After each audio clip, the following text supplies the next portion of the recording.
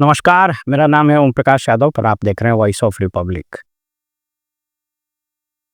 Camera, light, action और film shooting चालू। बिहार में चुनाव है और मीडिया कर्मियों की बाहर है।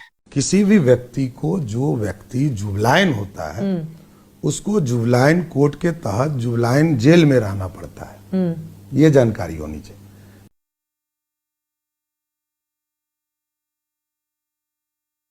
बिहार का चुनाव कवर करने के लिए इस राज्य में तमाम मीडिया कर्मी, तमाम यूट्यूबर्स, बड़े बड़े यूट्यूबर्स, दिल्ली के पत्रकार ऐसे ही उतरे हुए हैं जैसे चुनाव में शांतिपूर्ण ढंग से मतदान कराने के लिए पारामिलिट्री फोर्स को उतारा जाता है। बहुत धन्यवाद मिश्रा जी। आज तक इंडिया टुडे के इस मंच पर आप अपने व्यस्त समय से समय निकाल कर आए हैं और ऐसे समय में जब आप चुनाव की तैयारियों में भी जुटे हुए हैं, बहुत धन्यवाद आपका इंडिया टुडे आज तक पूरे परिवार की ओर से। कैसी चल रही हैं तैयारियां सर? नहीं, बहुत बढ़िया। बहुत धन्यवाद आपको कि एक अच्छा मंच आपने दिया कि जो बिहार में जो टर्न अराउंड हो रहा है खासतौर से इंडस्ट्रीज़ के लिए, उस पर कुछ बोलने का आपने ये अवसर मुझे दिया है। मैं आपके पूरे इंडिया टुडे ग्रुप को धन्यवाद देता हूं। और आप वैसे ही जैसे किसी प्राकृतिक आपदा में एनडीआरएफ उतारा जाता है,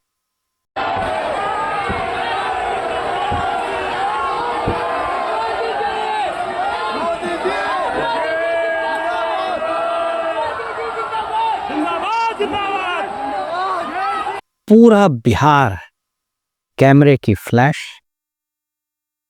हेलीकॉप्टर की गड़गड़ाहट और देसी विदेशी तमाम तरह के पत्रकारों के हुजूम से भरा पड़ा है।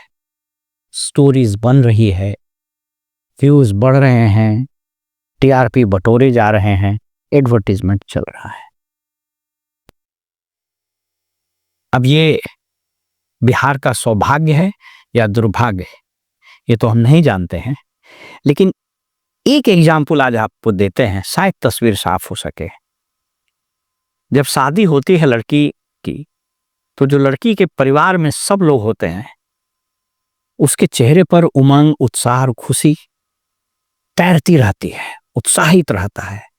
लड़की हो, लड़की की बहन हो, लड़की की भौजाई हो, लड़की के परिवार में रिश्तेदार हों, लेकिन कहीं कोने में दुबक कर अपने चिंता की लकीरों को चेहरे पर बनावटी मुस्कान के जरिए छिपाने की कोशिश करता हुआ एक शख्स मिल जाता है और वो होता है लड़की का बाप। इस चुनावी उत्सव में सारे लोग मजा मार रहे हैं।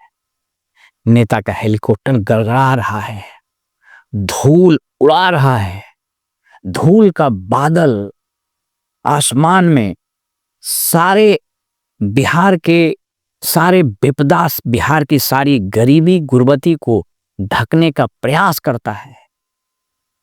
गाड़ियां सड़क पर दौड़ रही है। दिल्ली वाली पत्रकार कभी बुलेट पर, कभी मेकअप करके, कभी हेलीकॉप्टर से, कभी शहरों में बड़े बड़े बैनर, होर्डिंग लगा के कॉन्क्लेव करके तमाशा कर रहे हैं।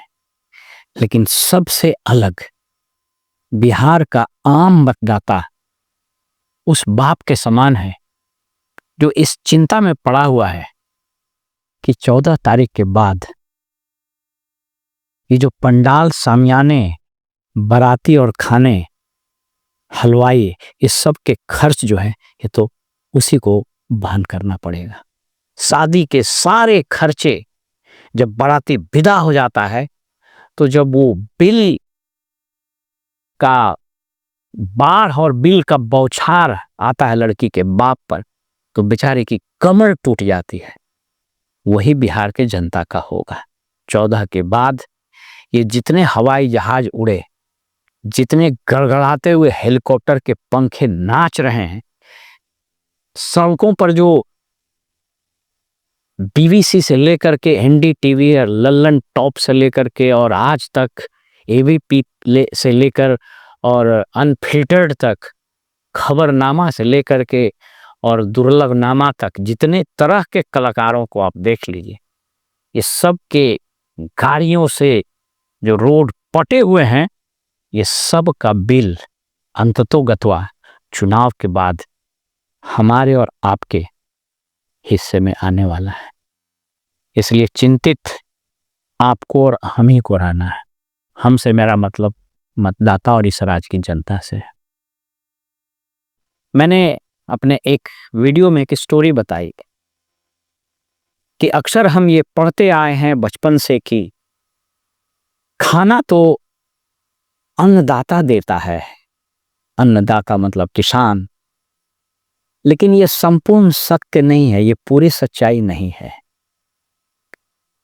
सच्चाई ये है कि अन्नदाता तो सिर्फ अनाज देता है, लेकिन जब वो अनाज घर में आता है तो उसकी बिरयानी बनेगा या खिचड़ी, उसका डोसा बनेगा इडली, उसका वड़ा बनेगा या बड़ा पाव, यह तो डिसाइड घर का मालिक और रसोइया करता है। ठीक उसी प्रकार आम धारणा ये जनतंत्र और लोकतंत्र में है कि सरकार तो जनता चुनती है, लेकिन ये पूरी सच्चाई नहीं है। सच्चाई ये है कि जनता सिर्फ वोट देती है और वो एमएलए को चुन लेती है, और वो जो एमएलए का अनाज विधानसभा पहुंचता है तो फिर शुरू होता है राजनीतिक रसोइये या राजनीतिक दलालों का परम्यूटेशन कॉम्बिनेशन, और सरकार वो बनाती है। 14 तारीख तक ही आपको मतदाता भगवान बोलेगा, जनता मालिक है। ये जो है ये सिर्फ और सिर्फ 11 तारीख तक या ज्यादा से ज्यादा 14 तारीख तक। 14 तारीख के बाद यह जो है खुल जाएगा और ये इसमें बदल जाएगा। उसके बाद फाइटिंग शुरू होगी। ये जनतंत्र हमको किस मोड़ पर ले आया है मुझे नहीं पता। बहरहाल आपके हाथ में सिर्फ यही है, जैसे अन्नदाता के हाथ में सिर्फ यही है कि अच्छा अनाज उपज जाए, अच्छा भोजन बनाना, जायकेदार खाना बनाना, ये अन्नदाता के हाथ में नहीं है। ठीक उसी प्रकार मतदाता के हाथ में ये नहीं है कि आप सरकार कैसी बनाएं, सिर्फ ये कर सकते हैं कि आप एमएलए कैसा बनाएं। इसके लिए जरूर ध्यान दीजिए। बस कल चुनाव है, जेहन में यही बात रखिए कि सब लोग अपने हिस्से की रोटी सेक रहा है, आप अपने हिस्से की रोटी सेकिए। आप अपने बारे में सोचिए, अपने बच्चों के बारे में सोचिए, अपने रोजगार के बारे में सोचिए, अपने पलायन के बारे में सोचिए,